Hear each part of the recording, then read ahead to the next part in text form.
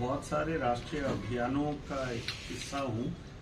उसमें खास तौर पर सूचना के अधिकार का जो आंदोलन है उस आंदोलन का भी हिस्सेदार हूँ। मजदूर किसान शक्ति संगठन ने नर्मदा बचाओ आंदोलन से बहुत कुछ सीखा और नर्मदा बचाओ आंदोलन ने अब उनका 39वां वर्षगांठ है, लेकिन इन 40 सालों में बहुत एक जन आधारित राजनीति को पैदा करने का एक रास्ता भी दिखाया है, जिसके हम लोग सीखे और साथ साथ चले भी हैं।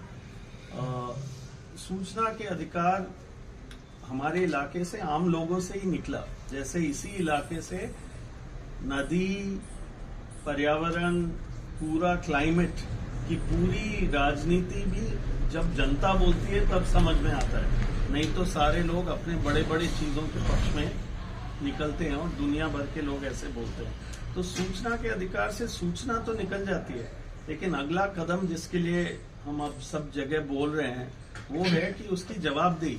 पता तो चल जाता है कि ये गलत हुआ है, लेकिन उस पर कार्रवाई कब होगी? पता चल जाता है कि आपने पुनर्वास नीति बना दी, लेकिन घूम रहे हैं गांव में और देख रहे हैं कि लोगों को मिल नहीं रहा है।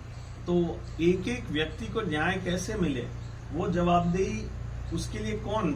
लोगों को तनख्वाह मिलती है, वो अपना काम नहीं करते हैं। लोगों को वोट मिलता है, वो अपना काम नहीं करते हैं। तो ये पूरा ढांचा जो बैठा हुआ है सत्ता के ऊपर, उनकी जवाबदेही जब तक तय नहीं होगी तब तक नीतियां भी बन जाएगी बहुत मुश्किल से, और उसके बाद वो लागू नहीं होगी। हम भी अभी आज एक गांव में गए, धनोरा में कुछ घर डूब गए इस साल, और सरकार कह रही नहीं इनको डूबना नहीं चाहिए। बिल्कुल डूबना नहीं चाहिए, लेकिन डूबे तो सही। और डूबे क्योंकि वहां तक पानी जहां तक होना था उससे आगे बढ़ा, वही जन्मदिन के जश्न में। तो उसकी जवाबदेही कौन देगा?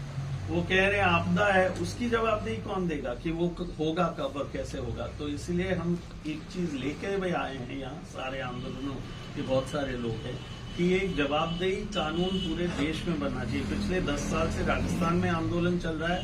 10 साल पहले केंद्रीय सरकार एक शिकायत निवारण और जवाबदेही कानून पारित करने वाली थी। लोकसभा में सारे दलों ने कहा कि ये होगा, और फिर हुआ नहीं, क्योंकि ये संसद में जो अटकाव हो जाता है वो हुआ। अब हम ये उम्मीद सब लोगों से करेंगे कि सब मिलके, ताकि एक एक चीज जो सरकार कहती है वो करेगी, वो करे। नहीं करे तो उनके ऊपर पेनल्टी लगे, कुछ ना कुछ जुर्माना हो, और जिसको नहीं मिला उसका कुछ ना कुछ मुआवजा हो। ये इस कानून का एक मूल मंत्र है एक तरीके से। तो उसके लिए हम कोशिश करेंगे। ये एक अच्छा मौका है जहां हम ये बात भी रखेंगे।